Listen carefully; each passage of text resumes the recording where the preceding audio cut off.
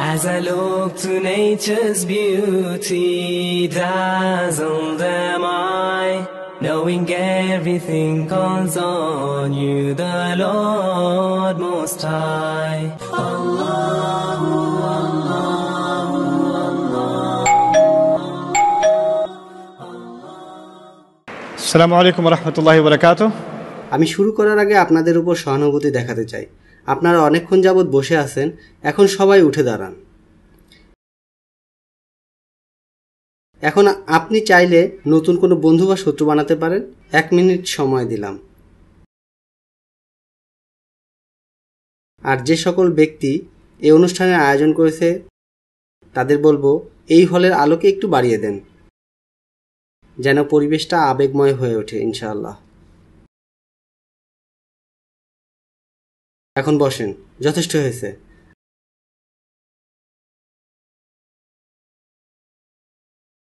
আমি শুরু করার আগে কিছু কথা না বললেই নয়। আমি অত্যন্ত কৃতজ্ঞ এবং গর্বিত এই ছুটির দিনে যা ঘটলো এখানে। আমি অত্যন্ত খুশি সকলে মিলে একসাথে এমন একটা সম্মেলনের আয়োজন করেছেন। এ কথা না বলে আমার চলে যাওয়া উচিত হবে না যে আমি সত্যিকারে বিমোহিত। যারা আয়োজন করেছেন তাদের একাগ্রতা, অধ্যবসায়, কঠোর শ্রম দেখে। আর অনেক তরুণ ও বৃদ্ধ একসাথে মিলে এই সম্মেলনের আয়োজন করেছেন, যাতে আমরা সকলে উপকৃত হয়েছি। এর মাধ্যমে আমরা মুসলমানরা খুবই শক্তিশালী উদ্দীপনা পেয়েছি, আর আমরা এমন সম্মেলন করতে সক্ষম। আর সুবহানাল্লাহ, এটা খুবই মহৎ প্রমাণ যে এমন অনুষ্ঠান সামনে আরও হবে। এই সংগঠনের জন্য আমি খুবই গর্বিত, আর আমি খুবই সম্মান বোধ করছি এই সম্মেলনে যোগদান করতে পেরে একজন বক্তা হিসাবে। আর এটা খুবই সহজ কাজ। আর এসব একত্র করেছেন যারা, তাদের হাজার হাজার ঘন্টা মিলিত শ্রম দিতে হয়েছে এখানে। অনেক লোক তাদের পরিবার থেকে অনেক সময়ের জন্য বাইরে ছিলেন। এখানে যারা স্বেচ্ছাশ্রম দিচ্ছে তারা তাদের চাকরি, ব্যবসা, বাড়ি, পড়ালেখা ছাড়াও অন্যান্য বিষয় ত্যাগ করে এই অনুষ্ঠানের আয়োজন করেছে। তাদের সকলের প্রতি আমি সত্যিকারের মন থেকে কৃতজ্ঞ। আমি সকল স্বেচ্ছাসেবকের জন্য দোয়া করি, আর তাদের সকলের পরিবারের জন্য। আমাকে যে বিষয়ে লেকচার দিতে বলা হয়েছে, আমরা গর্বিত ও নম্র মুসলিম, একই সাথে আমেরিকান। আমার বিশ্বাস আমরা সবাই এই কথা জেনেছি। আমিও দর্শক হিসেবে পিছনে ছিলাম। আমি সত্যি অভিভূত হয়েছি প্রত্যেক বক্তার বক্তৃতা শুনে। এটা সত্যিই উৎসাহ জুগিয়েছে সবাইকে, আমি সহ সবাইকে। আজ রাতে আমি আপনাদের সাথে যে বিষয় বলতে চাই আমি খুবই স্পষ্ট করে নিয়েছি। যখন আমি কোনো সমস্যা নিয়ে ভাবি, তখন আমার ক্ষুদ্র জ্ঞানে স্মরণ করতে চেষ্টা করি কোরআনে এ বিষয়ে কি আছে। এভাবে যখনই সমস্যায় পড়েছি, তখনই যেই আয়াতের কাছে বারবার এসেছি সেই আয়াত আমি আপনাদের সাথে শেয়ার করব। এটা সূরা আল ইমরানের ক্ষুদ্র একটা অংশ। যদিও এর পিছনে দেখতে চাই আল্লাহ কেন এই কথা বলল। এটা হলো উহুদ যুদ্ধের পরিণামের ফল। এটা হলো ইসলামের ইতিহাসে দ্বিতীয় বৃহত্তম সংঘর্ষ। প্রথমটি হলো বদর, আর দ্বিতীয়টি হলো উহুদ। আর এই যুদ্ধে রাসূল সাল্লাল্লাহু আলাইহি সাল্লাম প্রায় মারাই গিয়েছিলেন। তিনি অচেতন হয়ে পড়েছিলেন, আর তার চেহারা মোবারক রক্তে রঞ্জিত ছিল। আর অনেক সাহাবীগণ ভেবেছিলেন তাকে মারা হয়েছে। তাদের অনেকের মনোবল ভেঙে গিয়েছিল তখন পর্যন্ত, যখন তারা জানতে পারল যে তিনি সংজ্ঞা হারিয়েছিলেন। আসলে এটা মিথ্যা ছিল, আসলে তিনি মারা যাননি। এরপর কি হয়েছিল? উহুদ যুদ্ধের দিন ছিল এক বিপর্যয়কারী ঘটনা। 70-এর উপর মহৎ সাহাবী এই যুদ্ধে শহীদ হয়েছিলেন। মুসলমানেরা এই যুদ্ধে পিছু হটেছিল। প্রথম দিকে তারা জয়ী হয়েছিল, কিন্তু পরে শক্তি আর কৌশলে আক্রমণে পিছু হটতে বাধ্য হয়। আর কুরআন এই দৃশ্য সম্পর্কে বলেন, তুসঈদুনা ওয়ালা তালউনা আলা আহাদিন ওয়ার রাসূলু ইয়াদউকুম ফি উখরাকুম। আর যখন তোমরা উপরের দিকে আরোহণ করেছিলে এবং কারো দিকে ফিরেও দেখছিলে না, ও রাসূল সাল্লাল্লাহু আলাইহি সাল্লাম তোমাদের পিছন দিক হতে আহ্বান করেছিলেন, অনন্তর ও তিনি তোমাদের দুঃখের উপর দুঃখ প্রদান করলেন। তখন তারা ভাবছিল এর চেয়ে খারাপ কিছুই হতে পারে না। এরপর আরো দুঃসংবাদ তাদের উপর আসলো। তাই এটা খুবই গভীর দুঃখজনক পরিস্থিতি মুসলিমদের জন্য। এর চেয়ে দুঃসংবাদ কি? তখন মুসলমানরা পালিয়ে গেল। যারা ময়দানে টিকে থাকার চেষ্টা করেছিল তারা খুবই মারাত্মক আহত হয়েছিল। যারা পাহাড়ের উপর উঠেছিল কুরাইশরা তাদের পেছনে ছুটেনি, তারা পাহাড়ের নিচে যারা ছিল তাদের শেষ করছিল। এর চেয়ে দুঃসংবাদ কি? যখন মুসলমানরা পালিয়ে গেল, যারা ময়দানে টিকে থাকার চেষ্টা করেছিল তারা খুবই মারাত্মক আহত হয়েছিল। যারা পাহাড়ের উপর উঠছিল কুরাইশরা তাদের পিছু ছুটেনি, তারা পাহাড়ের নিচে যারা ছিল তাদের শেষ করছিল। তারা নিজেদের জয় ঘোষণা করে ময়দান ত্যাগ করছিল।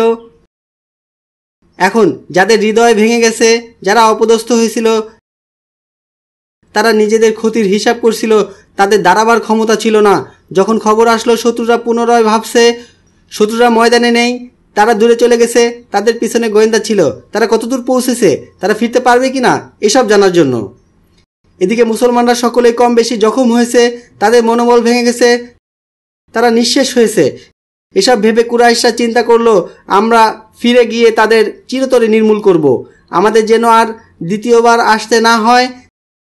যদিও তারা যুদ্ধের ময়দান ত্যাগ করেছিল, তাদের যারা মেধাবী ছিল এই সিদ্ধান্ত নিল।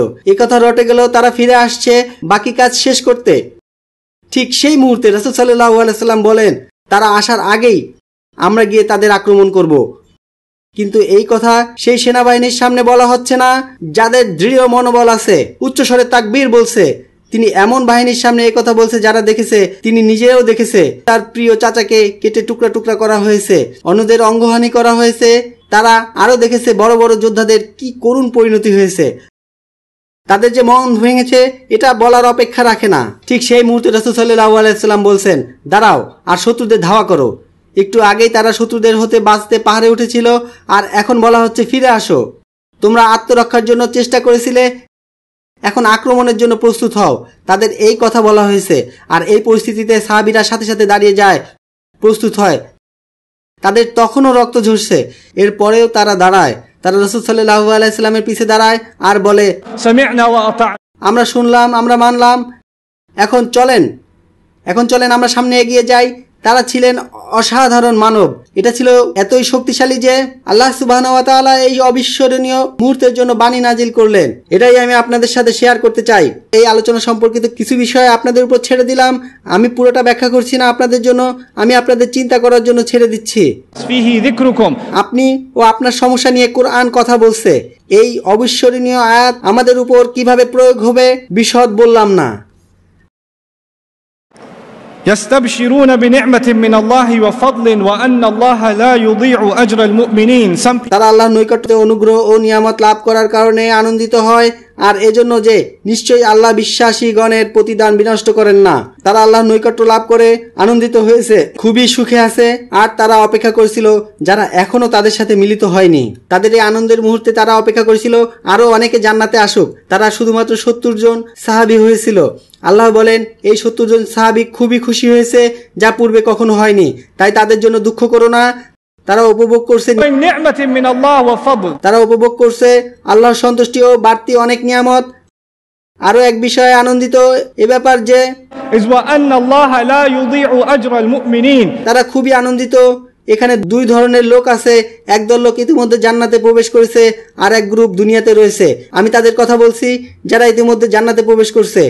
তারা কি উপভোগ করছিল এ ব্যাপারে আমি কুরআনে অসাধারণ একটি আয়াত পেয়েছি। ويستبشرون, you could say it's متصل here, بأن الله لا يضيع أجر المؤمنين. তারা আনন্দিত হয় এই জন্য যে আল্লাহ বিশ্বাসীদের প্রতিদান বিনষ্ট করেন না, হয় সে জয়ী হোক অথবা পরাজিত হোক। যখন আপনি আল্লাহর জন্য কিছু করবেন, আপনি হয়তো দেখবেন কোনো ভালো ফল হলো অথবা কোনো লাভ হয়নি, সেই কাজের কোনো কিছুই বিফলে যাবে না। আমি যদি আল্লাহর কিতাবের কিছু অংশ আপনাদের শোনাতে চাই, যদি একজনও এখানে বসে থাকে অথবা কেউ যদি নাও থাকে, আমার প্রতিদান তার নিকট লেখা হয়ে গেছে। এই বিষয়ে আমার মন খারাপ করার কিছু নেই। এই হল অর্ধেক হোক অথবা দর্শকে পূর্ণ হোক, এটা অপ্রাসঙ্গিক। আর যারা জান্নাতে আছে তারা তাকিয়ে এই পরিস্থিতি দেখছে, এটা দেখে তারা খুশি হচ্ছে যে পৃথিবীতে বিশ্বাসীরা যে কঠিন পরিস্থিতির মধ্যে দিয়ে যাচ্ছে তারা পুরস্কার পাবে। তাই জান্নাতবাসীরা খুবই পরিষ্কারভাবে জানে আল্লাহ এটা বলেছেন, কেননা ভবিষ্যতে যারা জান্নাতে যেতে চায় তাদের যেন পরিষ্কার ধারণা থাকে যে তাদের শ্রম বৃথা যাবে না। তারা যেন চিন্তা না করে যে তারা দিনের জন্য যা করেছে তার পুরস্কার কমানো হবে। এখানে আমি বলতে চাই, চারদিকের বৈরী পরিস্থিতিতে আমরা চিন্তা করি আমার ক্ষুদ্র প্রয়াস কি উপকারে আসছে। আমি এই যে শনিবারে স্কুলে সাহায্য করছি, আরো এখানে সেখানে শ্রম দিচ্ছি, ইসলামিক স্কুলে শিক্ষকতা করছি, কোনো দাতা সংস্থার সাথে ফ্রি কাজ করছি, আমার এই ক্ষুদ্র প্রচেষ্টার কি লাভ হচ্ছে? আমি দুর্যোগে ক্ষতিগ্রস্তদের সাহায্য করি, পরে দেখি 10 গুণ বেশি দুর্যোগ হচ্ছে পৃথিবীর অন্য কোনো স্থানে, তাই আমি কোনো পরিবর্তন দেখতে পাচ্ছি না। তাদের জন্য দরকার এই আয়াত, আন্নাল্লাহা লা ইউযিউ আজরাল মুমিনিন। আল্লাহ প্রমিস করেন বিশ্বাসীদের প্রচেষ্টা বিফলে যাবে না। الذين استجابوا لله والرسول من بعد ما أصابهم القرح, যারা আঘাত পাওয়ার পরেও আল্লাহ ও রসুলের নির্দেশে সাড়া দিয়েছিল, যদিও তাদের গভীর আঘাতের যন্ত্রণা হচ্ছিল, তারা দুর্দশায় ছিল, তাদের পরাজিত করা হয়েছিল, তারা বিষণ্ণ ছিল, তাদের মন ভেঙেছিল, শত্রুরা তাদের পিষে ফেলেছিল, তারপরেও তারা আল্লাহ ও তার রাসূল সাল্লাল্লাহু আলাইহি সাল্লামের ডাকে সাড়া দিয়েছিল। কারাহ হলো ভিন্ন শব্দ জারাহ হতে, আরবি ভাষাতে জারাহ হলো যে কোনো আঘাত, আর কারাহ হলো এমন জখম যে আপনার গোশত ভেদ করে হাড়েও ক্ষত করে, অত্যন্ত গভীর ক্ষত। এটা খুব সহজে সারে না, হতে পারে এটা প্রাণঘাতী। এসব সাহাবীরা ছিল মারাত্মক আহত, তারপরেও তারা উঠে দাঁড়িয়েছিল। কোনো ব্যাপার না, উম্মাহ কতটা আহত, এখনই উঠে দাঁড়াতে হবে। এরাই সব লোক যারা আগেই জান্নাতে গেছে, তাদের জন্য উৎফুল্ল হয়েছে। আমরা একা নই, আমাদের জন্য অপেক্ষা করছে, তাদের সাথে মিলিত হব। আমাদের জন্য অপেক্ষা করছে, তাদের সাথে মিলিত হব। তারা আমাদের দেখছে, যখন আমরা আঘাতপ্রাপ্ত হই তারা খুশি হয়, কেননা জান্নাতে গিয়ে প্রতিদান পাবো। তাই আমাদের বিষণ্ণ হলে চলবে না। যখন আমরা আহত হই, যখন ব্যথা পাই, যখন আমরা দুর্দশায় পড়ি, এখনই সময় আল্লাহর মহাপুরস্কার অর্জনের। এখনই সময় আমাদের এমন পরিস্থিতিতে নিজেদের সম্মানিত ভেবে উদযাপন করার। الذين استجابوا لله والرسول من بعد ما أصابهم القرح للذين أحسنوا منهم واتقوا أجر عظيم। যারা আঘাত পাওয়ার পরেও আল্লাহ তার রাসূলের নির্দেশে সাড়া দিয়েছিল, তাদের মধ্যে যারা সৎ কাজ করেছে, সংযত হয়েছে, তাদের জন্য রয়েছে মহাপুরস্কার। الذين قال لهم الناس إن الناس قد جمعوا لكم فاخشوهم, যাদের লোকেরা বলেছিল তোমাদের বিরুদ্ধে লোকজন সমবেত হচ্ছে, তোমাদের বিরুদ্ধে লোকজন সমবেত হয়েছে, অতএব তোমরা তাদেরকে ভয় করো।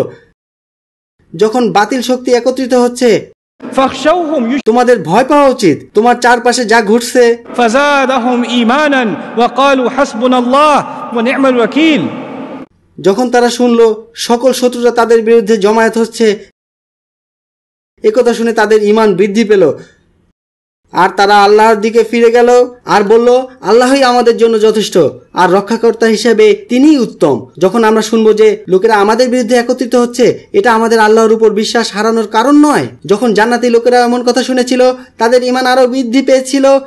কাফেররা একত্রিত হয়ে ভেবেছিল মুসলমানরা দুর্বল হয়ে যাবে, আর কুরআন বলে, কুরআনের বিশ্বাসীরা যখন তোমরা তোমাদের শক্তি একত্রিত করবে, তখন তোমরা তাদের চেয়ে শক্তিশালী হবে। فانقلبوا بنعمة من الله وفضل لم يمسسهم سوء, যখন তারা আল্লাহর অনুগ্রহ ও সম্পদ সহ প্রত্যাবর্তিত হয়েছিল, তাদেরকে কোনো অমঙ্গল স্পর্শ করেনি।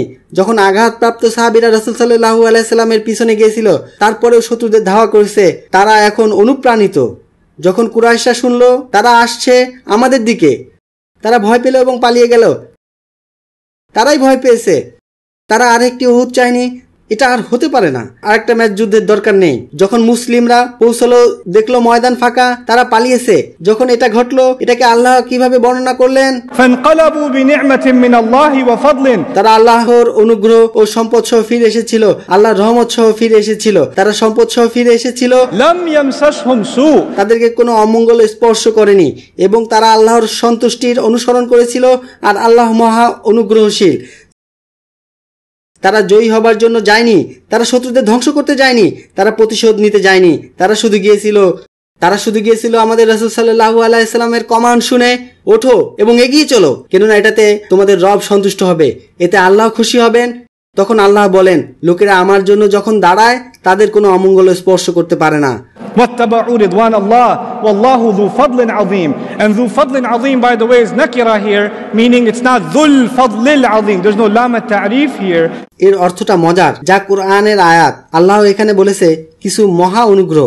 আমি বলিনি মহা অনুগ্রহটি, আমি বলেছি কিছু মহা অনুগ্রহ, কেননা এখানে নাকেরা ব্যবহার করা হয়েছে। আপনারা জানেন এতে কি বোঝায়? যেভাবে আল্লাহ এই উম্মাহের অনুগ্রহ করেছে সেটা অজানা।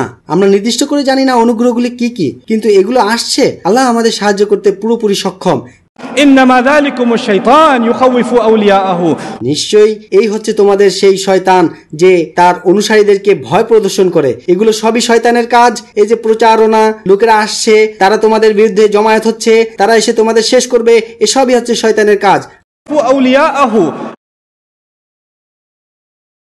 আল্লাহ বলেন এই শয়তান তার বন্ধুদের ভয় দেখায়। এই শয়তান তার বন্ধুদের ভয় দেখায় যারা তোমাদের মধ্যে আছে। এই কথাটির আরেকটি অর্থ দাঁড়ায় শয়তান তার বন্ধুদের ভয় দেখায়। তাই যদি আপনি ভয় পান, কোরআন বলছে, তাহলে আপনি কার বন্ধু হবেন? শয়তানের। يخوف أولياءه. শয়তান শুধুমাত্র সফল হয় তার বন্ধুদের ভয় দেখানোর ক্ষেত্রে। এখানে দুটি বিষয় রয়েছে, শয়তান তার বন্ধুদের ভয় দেখায়, আর যদি আপনি ভয় পান তাহলে আপনিও তার বন্ধু হয়ে যাবেন। Party. يخوف أولياءه فلا تخافوهم وخافوني إن كنتم مؤمنين. যদি তোমরা বিশ্বাসী হও তবে তাদেরকে ভয় করো না, আমাকেই ভয় করো। প্রতি মুহূর্তে আমি আপনি আল্লাহর সামনে দাঁড়াই। এটা এ কারণে নয় যে আমরা শুধু আল্লাহর ইবাদত করছি, এটা এ কারণে যে আমরা এক আল্লাহকে বিশ্বাস করি। এর কারণ হচ্ছে এটাও যে আমরা স্বীকার করছি আমরা ভয় পাই শুধুমাত্র আল্লাহকে। আমরা আল্লাহ ছাড়া কারোর সামনে নত হই না, আমরা আল্লাহ ছাড়া কারো সিজদা করি না। যখন প্রতি সালাহ আমাদের মনে করিয়ে দেয় কেউ নেই, কিছু নেই, নেই কোনো রাজনৈতিক শক্তি, নেই কোনো মিডিয়া, এর কোনো কিছুর ভয় আমাদের হৃদয়ে নেই, শুধুমাত্র আল্লাহর ভয় ছাড়া, এটাই হলো সাক্ষ্য দেওয়া যা আমরা প্রতি সালাতে করে থাকি। فلا تخافوهم وخافوني إن كنتم مؤمنين ولا يحزنك الذين يسارعون في الكفر. আর যারা দ্রুত গতিতে কুফরির দিকে ধাবমান হচ্ছে তুমি তাদের জন্য চিন্তিত হও না। আল্লাহ বলেন তাদের সাথী হও না যারা প্রচুর চেষ্টা করে, সাধনা করে অবিশ্বাসীদের নিয়ে, যারা অনেক শক্তি ক্ষয় করে ইসলামকে ধ্বংস করার জন্য, যারা অনেক পরিশ্রম করে ঈমানদারদের কুফরির দিকে নিয়ে যাওয়ার জন্য, যারা সর্বদা প্রচেষ্টা করে কুফরিকে পৃথিবীতে ছড়িয়ে দিতে, আল্লাহর প্রতি বিশ্বাসকে মুছে দিতে। তারা অনেক প্রচেষ্টা করে, তাদের আছে প্রচুর টাকা, তাদের আছে অনেক সামর্থ্য, অনেক যোগ্যতা। কখনো তোমাকে যেন চিন্তিত না করে তাদের এসব কর্মকাণ্ড। لا يحزنك الذين يسارعون في الكفر. এটা কোরআনের একটা মূল বিষয়। আমরা ভুলে যাই কোরআনের মূল শিক্ষা। উস্তাদ নোমান, আপনি কি দেখেছেন তারা ওয়েবসাইটে কি করেছে?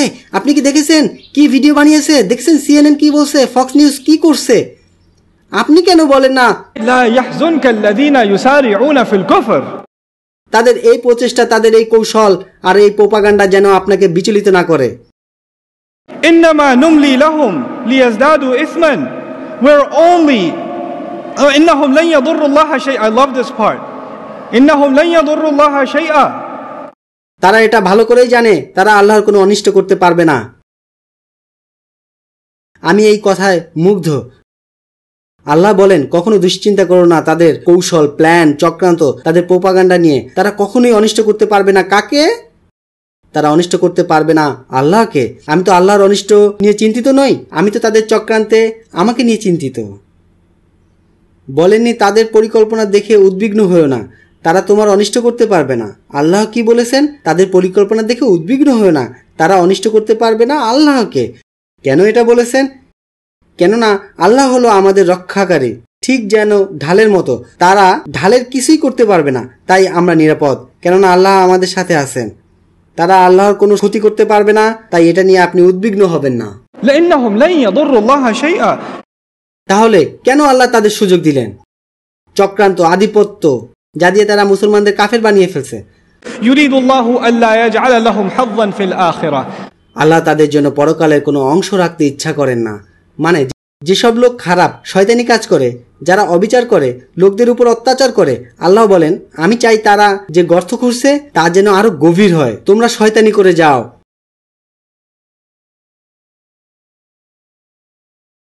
কেন কিছু লোক এত শয়তান? কেন আল্লাহ তাদের সুযোগ দিয়েছেন? তুমি এই শয়তানি করতে চাও, করে যাও, এগিয়ে যাও। ওয়ালাহুম আযাবুন আযীম। এবং তাদের জন্য কঠোর শাস্তি রয়েছে। তাদের বরং ভয় না পেয়ে তাদের পরিণতির কথা ভাবা উচিত। তারা নিজেরা নিজেদের গর্ত খুঁড়ছে। ইন্নাল্লাযীনা ইশতারাউল কুফরা বিল ঈমান। এখন লক্ষ্য করেন এই অংশ। এখন তিনি মনোনিবেশ করতে বলছেন আমাদেরকে নিজেদের মধ্যে। নিশ্চয়ই যারা বিশ্বাসের পরিবর্তে অবিশ্বাস ক্রয় করেছে যারা শত্রুদের চাপের মধ্যে থেকে বলে ইসলাম পালন করা খুবই কষ্ট, আমি এটা মানতে পারছি না, আমি এটা মেনে নিতে পারছি না যে লোকেরা আমার দিকে কিভাবে তাকায়, লোকেরা আমাকে নিয়ে কি ভাবছে, বরং আমি নমনীয় হয়ে অবিশ্বাসীদের মতো জীবন যাপন করি যেন আমি ভালো অনুভব করি। আল্লাহ তাদের জন্য বলেন, لن يضروا الله شيئا তুমি কি ভাবো তারা আল্লাহর কোনো অনিষ্ট করতে পারবে না? ولهم عذاب أليم এবং তাদের জন্য রয়েছে যন্ত্রণাদায়ক শাস্তি, এটা তাদের জন্য যারা দিনকে বিক্রি করে। ولا يحسبن الذين كفروا إنما نملي لهم ليزدادوا إنما نملي لهم خير لأنفسهم যারা অবিশ্বাস করেছে তারা যেন এটা ধারণা না করে যে আমি তাদের এই সুযোগ দিয়েছি। কখনো এটা ভাবা যাবে না যে তাদের যে সুযোগ সুবিধা দিয়েছে তা তাদের জন্য ভালো। আমি এখানে একটা উদাহরণ দিতে চাই যেন আপনাদের আয়াতটি বুঝতে সুবিধা হয়।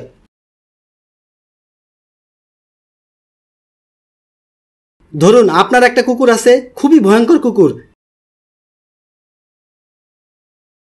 যা ইচ্ছা করে তাই কামড়ায়। কেউ বলল কেন আপনি এটাকে দড়িতে বাঁধেন না?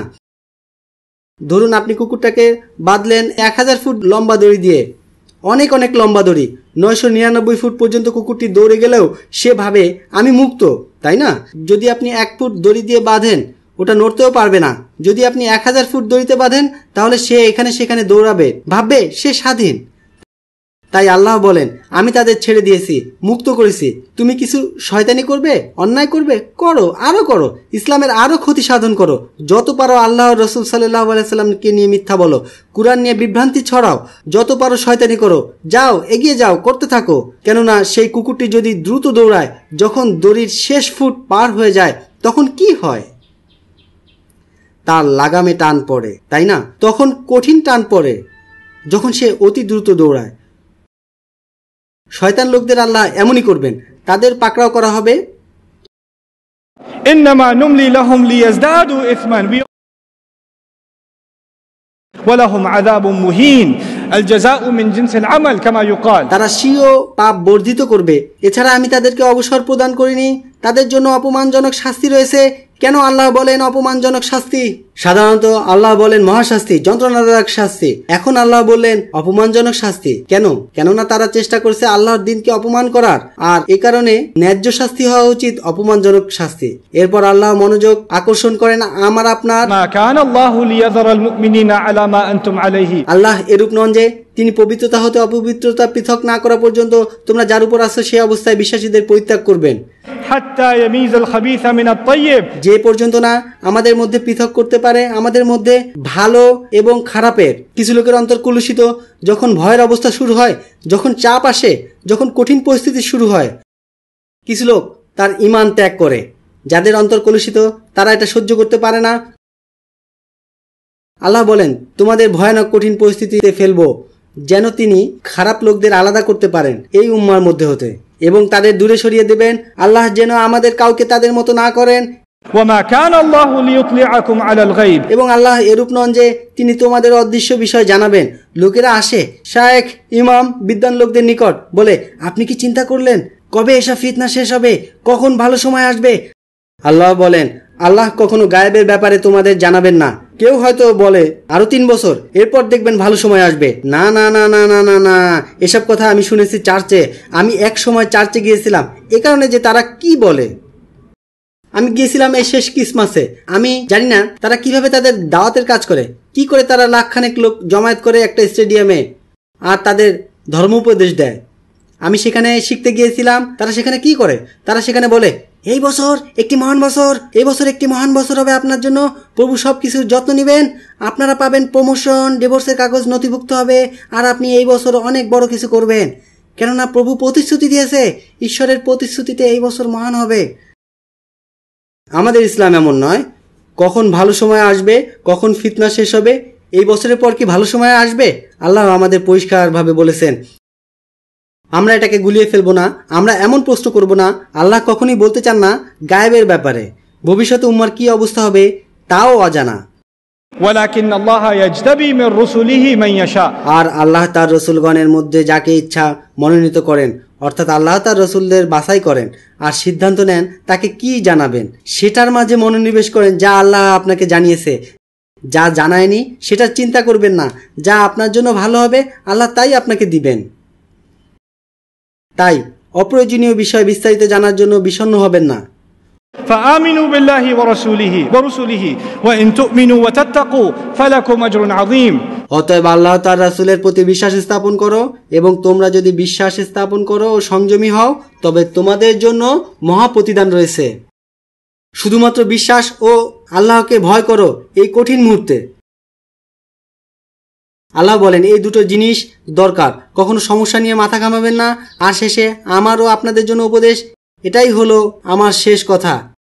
আমি ওয়াদা করছি, ولا يحسبن الذين يبخلون بما آتاهم الله।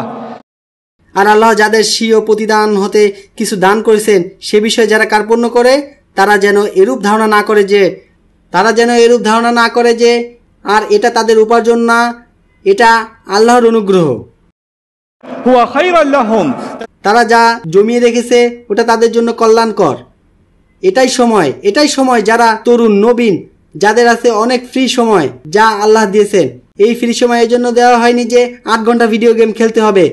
ফ্রি টাইম সবসময় টিভি সিরিজ দেখার জন্য নয়, হাতে নষ্ট করার সময় নেই। তুমি হলে মুসলিম তরুণ, আল্লাহ তোমাদের দিয়েছেন ফ্রি টাইম, আল্লাহ তোমাদের দিয়েছেন প্রতিভা, দিয়েছেন সৃজনশীলতা। এই জ্ঞান বুদ্ধি এ কারণে দেওয়া হয়নি যে ফেসবুকের জন্য কৌতুক বানাবে। এই জ্ঞানকে অবশ্যই গঠনমূলক কাজে লাগাতে হবে, কেননা সেই সব লোক আল্লাহ যাদের দিয়েছেন সম্পদ, বিলাসিতার সুযোগ, স্বাস্থ্য, প্রতিভা, যখন আল্লাহ দিয়েছেন এসব কিছু, এতে যদি তারা কার্পণ্য করে, যদি তারা এইসব নিজেদের জন্য ব্যবহার করে, তারা কি ভাবে এসব নিজেদের কাজে লাগিয়ে তারা ভালো করছে? بل هو شر لهم। এসব তাদের জন্য ক্ষতিকর। سيطوقون بما بخلوا به يوم القيامة। তারা যে বিষয়ে কৃপণতা করেছে কিয়ামতের দিন ওটাই তাদের গলায় বেড়ি হবে, তাদের বেঁধে ফেলা হবে। এই সময় এই নিয়ামত, এই রিজক যা আল্লাহ আপনাকে দিয়েছেন, যদি এসব সঠিক পথে খরচ করা না হয় এটা আপনার গলায় বেড়ি হবে কিয়ামতের দিন। আল্লাহ আমাদের তাদের মতো না করুক। ওয়ালিল্লাহি মিরাসুস সামাওয়াতি ওয়াল আরদ। আল্লাহ নবমণ্ডল ও ভূমণ্ডলের সত্ত্বাধিকারী। এই দুনিয়ার সম্পদ কি কাজে দিবে? আল্লাহ আমাকে আপনাকে স্মরণ করিয়ে দিচ্ছেন, যা কিছুর মালিক আমি, যা কিছুর মালিক আপনি। যা কিছু আমি এই জীবনে উপভোগ করি আমি এসব ধরে রাখতে পারবো না। দিন শেষে আমি মাটিতে মিশে যাব, অন্য কেউ আমার গাড়ি চালাবে। আমি কবরে থাকবো, কেউ আমার কাপড় পরবে।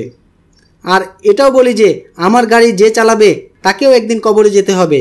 কেউ হয়তো 100 বছর পর এই বাড়িতে বসবাস করবে, কেউ হয়তো গাছের ফল খাবে যে গাছ আমি বাড়ির পিছনে লাগিয়েছিলাম। এসব কিছুই আমার না। আর যখন সকল সময় শেষ হবে তখন সকল কিছুর উত্তরাধিকারী হবে আল্লাহ। এসবই আল্লাহর, কেননা সবাই চলে যাবে। এই বস্তুগত পৃথিবী যে অস্থায়ী সেটা উপলব্ধি করতে হবে। আপনার লক্ষ্য যেন কখনো জড়বাদী না হয়, আপনার আকাঙ্ক্ষা যেন না হয় চিন্তা করেন আল্লাহ আপনাকে এই ফিতনায় পাঠিয়েছে, আপনাকে উদ্বিগ্ন হতে হবে শুধুমাত্র আল্লাহর জন্য। কি করতে পারলাম? আপনার সামর্থ্য কাজে লাগান, এই দুনিয়ায় এটা খরচ করেন, আপনার সেরাটা করেন। আর বলতে হচ্ছে যদি সব কাজে লাগান এই জীবনের জন্য, তাহলে পরকালীন জীবনে এসব আপনার গলায় বেড়ি হবে। এটা আপনাকে পাকড়াও করবে, এটা আপনাকে ধ্বংস করে ফেলবে। আমাদের দিন খুবই সুন্দর, কি সুন্দর ব্যালেন্স করা। আমরা কি পাবো আখিরাতে, কি পাবো দুনিয়াতে, এই দুইয়ের সম্মেলন। আমরা শুধু আখিরাতের মানুষ নই, আমরা শুধু দুনিয়ার মানুষ নই, আমরা হলাম রব্বানা আতিনা ফিদ দুনিয়া হাসানা ওয়া ফিল আখিরাতি হাসানা ওয়া কিনা আযাবান নার। তাই আল্লাহর কথা শেষ করে আমার কথাও শেষ করব। ওয়াল্লাহু বিমা তা'মালুনা খাবীর। যা তোমরা করছো আল্লাহ সেই বিষয়ে পূর্ণ খবর রাখেন। এই কথাটি উম্মার জন্য। আমি জানি তুমি কি করছো, আমি জানি যখন তুমি আঘাতপ্রাপ্ত হয়েছিলে তখন কি করেছিলে। আমি জানি কেউ থাকুক আর না থাকুক তুমি জান্নাতি মানুষ। আমি সিরিয়াসলি নিজে স্মরণ করতে চাই এবং আপনাদের স্মরণ করিয়ে দিতে চাই, এই কোরআন হলো জীবন্ত দলিল। এটা হলো প্রাণবন্ত সজীব বই। এটা অনুপ্রাণিত করে, শক্তি যোগায়, কিছু সময় এটা ভয় দেখায়, কিছু সময় আপনাকে ঠিক করে সঠিক পথে আনার জন্য।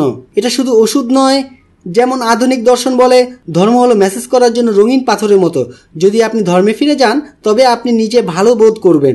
হ্যাঁ, আল্লাহর কিতাব আপনাকে ভালো বোধ করার সাহায্য করবে, কিন্তু কিছু সময় সোজা পথে চলার জন্য আপনার প্রয়োজন হয় একটা চড়ের। আর আল্লাহ এই কিতাব আপনাকে তাই দিবে। আপনার যা প্রয়োজন এটা তাই দিবে, কেননা আল্লাহ হলো আমাদের রব, সে আমাদের মালিক। তিনি এমন ভাবে কোরআন তৈরি করেননি যে আপনার শুধু ভালো লাগবে, তিনি এমন বাণী দিয়েছেন যা আপনার প্রয়োজন। আপনার অন্তরে কি প্রয়োজন? আর এই সময় আল্লাহ উম্মার জন্য বলেন, এই ফিতনার মাঝে মেরুদণ্ড সোজা করে দাঁড়াও, শক্তিশালী হও, কাউকে ভয় করো না। আল্লাহকে প্রমাণ দিন নিজেকে, আর আপনার কোনো কাজ বৃথা যাবে না। আল্লাহ আমাদের উম্মাহকে সাহায্য করো। আর কোনো সন্দেহ নেই যে তরুণেরা খুব কঠিন সময় পার করছে। আমি যখন তরুণ ছিলাম এমন সময় পার করিনি। এখন অনেক কঠিন হিংসাত্মক সময় পার করতে হচ্ছে। আল্লাহ তাদের আত্মবিশ্বাস বাড়িয়ে দিয়ে ইমানের রেনেসা ঘটাক সারা বিশ্বের, সারা দুনিয়ার মুসলমানদের মধ্যে, সত্যি সারা দুনিয়ায়। আমি অনেক দোয়া করি আমেরিকান মুসলমান তরুণদের জন্য, তারা যেন এমন আলো হয় যার নূর সারা দুনিয়ার উম্মার মাঝে ছড়িয়ে পড়ে। আর তাদের অনেকে দর্শক সারিতে আছে, আমার দোয়া তাদের সাথে আছে। আমি তোমাদের জন্য অনেক অনেক গর্বিত। তাই বিগত দিনে কি ভুল করেছো আর পিছনে মূল্যবান কি হারিয়েছো এসব ঠিক আছে, এখনো নিঃশ্বাস আছে, মানে আল্লাহর এখনো তোমার উপর আশা আছে। আল্লাহর যদি উদ্দেশ্য না থাকতো তাহলে তুমি নিঃশ্বাস নিতে পারতে না। সত্য হলো আল্লাহর জীবন দিয়েছেন কারণ আল্লাহ তোমাদের থেকে কিছু চান। এটা একটা নতুন দিন, এটা একটা নতুন করে শুরু করার সময়। আসো প্রমাণ করো নিজেকে আল্লাহর নিকট, আর দেখাও কি ভালো আমরা বয়ে আনতে পারি এই পৃথিবীর জন্য। বারাকাল্লাহু লি ওয়া লাকুম। আসসালামু আলাইকুম ওয়া রাহমাতুল্লাহি ওয়া বারাকাতুহু।